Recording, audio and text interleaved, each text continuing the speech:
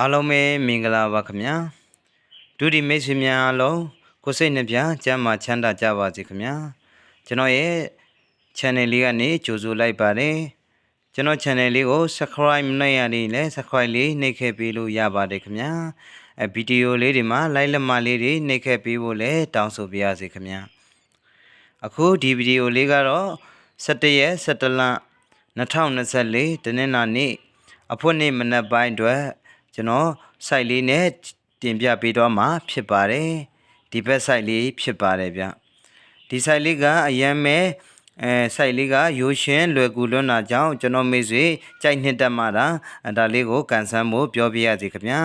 ကျွန်တော်ကတော့ဒီ site လေးကိုကြိုက်လို့ပေါ့နော်ကျွန်တော်ကတော့ကြိုက်လို့ရှာဖွေပြီးတော့တင်ပေးလိုက်တာဖြစ်ပါတယ်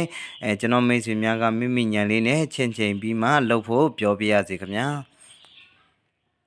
အဲ့တော့ကျွန်တော်တို့4000နဲ့အရင်သွားလိုက်မယ်ဗျာနော်ပထမပင်ကျွန်တော်အဝါရောင်ကိုကြည့်မယ်အဝါရောင်4000နဲ့မှာကျွန်တော်တုံညလေးနှလုံးရှိတယ်နော်တုံညလေးနှလုံးကအဲ့တုံညလေးနှလုံးကကျွန်တော်တို့မနက်ပိုင်းမှာကျွန်တော်43ညဆိုပြီးမှကျွန်တော်တို့အာဘက်ကနေဆင်းလာပေးတယ်ဗျကျွန်တော်အဝါရောင်မြလေးနဲ့ပြပေးထားရနော်ကျွန်တော်ညနေဘက်4000နဲ့မှာ3ညလေးဖြစ်တယ်အဲ့ချိန်မှာကျွန်တော်မနက်ဘက်မှာကျွန်တော်43ညဆိုပြီးမှအာဘက်ကနေဆင်းလာပေးပါတယ်ကျွန်တော်အဝါရောင်မြလေးနဲ့ပြပေးထားတယ်ခင်ဗျာဒါက4000ဖြစ်ပါတယ်ကျွန်တော်ဘဲဥပုံစံလေးနဲ့တွားမယ်ဗျနော်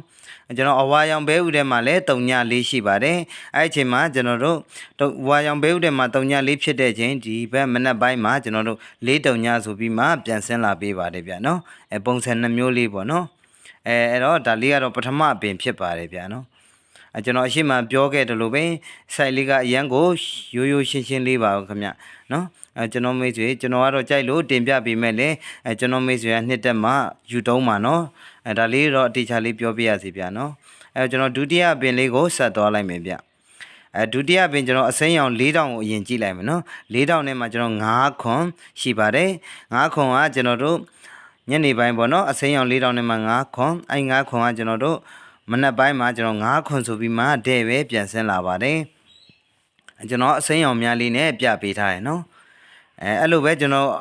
အစိမ်းရောင်ဘဲဥထဲမှာကျွန်တော်တို့အစိမ်းရောင်ဘဲဥထဲမှာ9ခွန်နော်အပေါ်ကအဝါရောင်ပင်လုံးဝဲတွားမယ်ဗျအစိမ်းရောင်အဝိုင်းထဲမှာ9ခွန်ရှိတယ်အဲ့ဒီ9ခွန်ကကျွန်တော်မနက်ပိုင်းမှာ9ခွန်ဆိုပြီးမှဒီလိုလေးဆင်းပြီးတော့တူညီနေတာပေါ့နော်ကျွန်တော်အဝါနဲ့အစိမ်းမှာတော့ကျွန်တော်တို့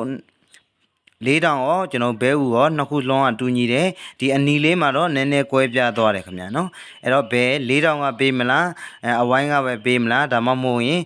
ဒီပင်လေးကိုပြတ်သွားမလားဆိုတော့ကျွန်တော်တို့ရင်ခုန်စွာနဲ့ပဲနော်စောင့်ကြည့်ရမှာဖြစ်ပါတယ်အဲ့တော့ကျွန်တော်အနီအောင်4000ပေါ့နော်ကျွန်တော်မနေ့ပြန်ကျွန်တော်တနင်္လာနေ့မနက်ပိုင်းမှာကန်ဆန်းရမယ့် site လေးကကျွန်တော်အနီအောင်4000နဲ့မှာကျွန်တော်26ရှိတယ်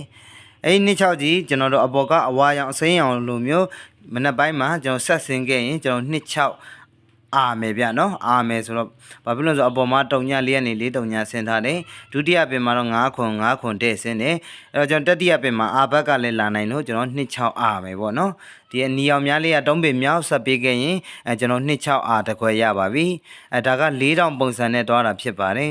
ကျွန်တော်ဘဲဥပုံစံလေးနဲ့တွားကြည့်အောင်ကျွန်တော်ဘဲဥပုံစံလေးနဲ့ဆိုရင်တော့ကျွန်တော်တို့ဒီမှာ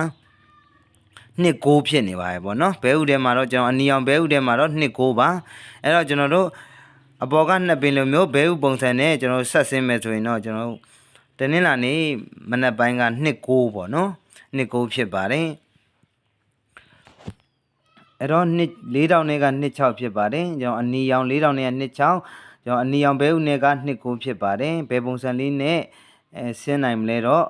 ကျွန်တော်တို့ရင်ခုန်ရမှာပေါ့ဗျာနော်ဒါမှမဟုတ်ဒီ site လေးပြတ်သွားမလားပေါ့နော်ကျွန်တော်ကဒါလေးကိုသဘောကျတယ်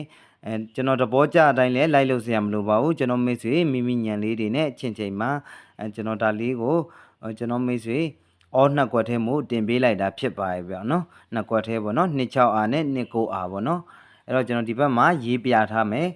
ကျွန်တော်17ရက်17လ2024ကျွန်တော်တနင်္လာနေ့မနက်ပိုင်းအတွက်ကျွန်တော်နှစ်ပတ်တီးဗျာနော်နှစ်ပတ်တီးကျွန်တော်တို့နောက်တစ်ဆိုင်နဲ့ကျွန်တော်နှစ်ပတ်တီလေးရထားရှိတယ်ဒါပေမဲ့ဒီထဲဆက်ဆွဲလိုက်ရင်ရှုပ်သွားမှာဆိုလို့ကျွန်တော်မဆွဲတော့ဘူးเนาะနှစ်ပတ်တီလို့ရေးလိုက်တယ်ပြီးတော့ကျွန်တော်အစောအား site ကရတဲ့26အာနဲ့29အာကိုအောကွက်အနေနဲ့ထားပါမယ်နောက်တစ်ခုကကျွန်တော်24အာ2ခွန်အာ22 ဒီ3ခွက်ကိုတော့ရန်ခွက်အနေနဲ့ထည့်လိုက်တယ်ဗျဒီ3ခွက်ကဘာဖြစ်လို့ထည့်ရလဲဆိုတော့ကျွန်တော်ဗိုလ်တော်ဦးမကျော်မွေးကနန်းတင်ထားတဲ့ဗီဒီယိုလေးရှိပါတယ်တွေ့ပြီးသားမိတ်ဆွေများလည်းတွေ့မှာပါနော်အဲ့ထဲမှာကျွန်တော်နှစ်လေးအားနှစ်ခွန်အားနှစ်နဲ့ပတ်တာပေါ့နော်နှစ်လေးအားနှစ်ခွန်အားနှစ်ဒါလေးလည်းရှိနေတော့ကျွန်တော်ရန်ခွက်အနေနဲ့ထည့်ပေးလိုက်တာပါကျွန်တော်မိတ်ဆွေကတော့အပေါ်ကအောက်ခွက်2ခွက်ပဲကြိုက်တယ်ဆိုရင်လည်းဒါလေးပဲလုပ်ပါတခါလေကြရင်လည်းကျွန်တော်တို့ဒီပေါ့နော်တပွန်းကြီးတပွန်းရော့လို့ပါဝါချင်းလို့အဲ့လိုလေးလာတတ်တဲ့အတွက်ပေါ့နော်မိတ်ဆွေအဆင်ပြေတော်လာကြည့်ကြတာလုပ်ပြီးတော့လို့ကျွန်တော်ပြောပြရစီဗျာအဲ့တော့အားလုံးပဲပေါ့နော်မနေ့ပြန်ကျွန်တော်တင်းလာနေ့12နာရီမှာထွက်မဲ့ကဏ္ဍဒီကျွန်တော်ရဲ့အခုအောက်ကွက်ဖြစ်တဲ့26အား29အားတွေကထွက်လာပါစေလို့ကျွန်တော်ဆုတောင်းပါတယ်ခင်ဗျာကျွန်တော်ရဲ့မိတ်ဆွေများလည်းနေ့ရက်တိုင်းဒီပျော်ရွှင်သောနေ့ရက်လေးတွေဖြစ်ပါစေစိတ်ချမ်းသာပါစေကိုကျမ်းမာပါစေလူအရာဆန္ဒအားလုံးလည်းပေါ့အလင်းမြန်ပြည့်ပါစေလို့ကျွန်တော်ထပ်မံဆုတောင်းပေးနေကျွန်တော်ရဲ့ဗီဒီယိုလေးကိုဒီမှာရက်လိုက်ပါမယ်ခင်ဗျာ